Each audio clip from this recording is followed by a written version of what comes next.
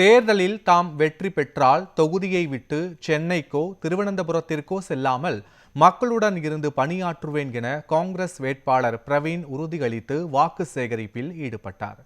கன்னியாகுமரி மாவட்டம் விளவங்கோடு சட்டமன்ற தொகுதியில் மதச்சார்பற்ற முற்போக்கு கூட்டணி சார்பில் போட்டியிடும் காங்கிரஸ் வேட்பாளர் பிரவீன் மார்த்தாண்டம் பகுதியில் தீவிர வாக்கு சேகரிப்பில் ஈடுபட்டார். பின்னர் நியூஸ் 7 தமிழுக்கு அளித்த பேட்டியில் தாம் வெற்றி பெற்றால் தொகுதியை விட்டு சென்னையோ திருவனந்தபுரமோ செல்லாமல் மக்களுடன் இருந்து பணியாற்றுவேன் என தெரிவித்தார். இதனைத் தொடர்ந்து ஏழை மக்களுக்கு திருமணம், கல்வி, மருத்துவம் உள்ளிட்ட உதவிகள் வழங்க 7 திட்டங்கள் செயல்படுத்தப்படும் என்றும் கூறினார்.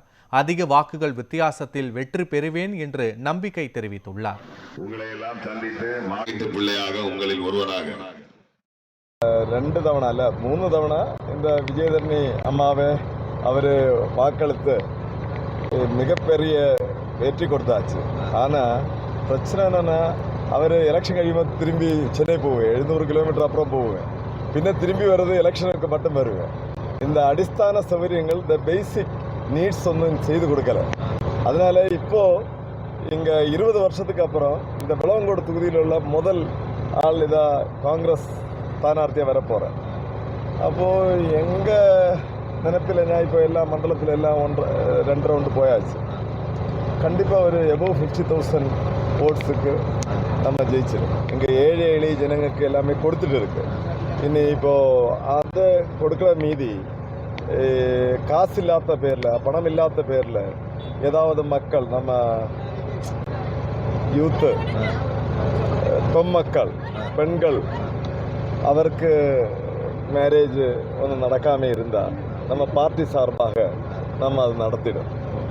அது ஒரு எண்ணத்தை நம்ம கமிட்டி கூடி, மாவட்ட கமிட்டி எல்லாம் கூடி ஹையர் அதாரிட்டிஸில் நம்ம தெரிய வச்சு நம்ம கண்டிப்பாக வருஷா வருஷம் இப்போ கவர்மெண்ட் ரீதியாக அல்லங்க அவர் குடும்ப ரீதியாக நடக்க முடியாத, காசு இல்லாததுனால முடியாத இருக்க மேரேஜ் நடத்துறதுக்கு நமக்கு பிளான் இருக்குது.